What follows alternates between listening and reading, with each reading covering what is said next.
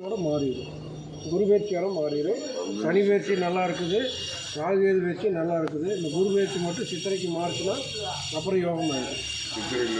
சித்திரைக்கு மேலே எல்லாம் நல்லா ஆகிடும். கூட இருந்தால் அவரை பாதிக்கும். ஏன்னா தாத்தா வழியில் யாரோ 2 தாரம் கட்டி ஒரு பொண்ணுக்கு செஞ்ச துரோகம்னா, இப்போ அப்பா வழியில் தாத்தா சுமங்கலியாக இருக்கக்கூடியதுன்னா, ஒன்றா நீங்கள் அண்ணன் விநாயகரா பொண்டாட்டி இல்லாமல் இருக்கணும், இல்லாட்டி கேதுன்னா தம்பி பொண்டாட்டி இல்லாமல் இருக்கணும்.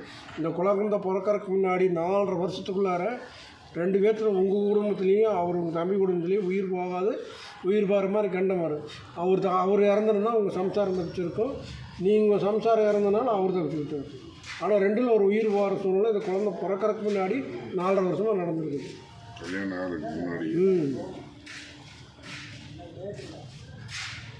பையனுக்கு ஒன்றும் பாதிப்பு இல்லை. அதான் இந்த இது வரைக்கும் தான் கொஞ்சம் சித்திரை வரைக்கும் குரு பயிற்சியாலும் மாறிடுது.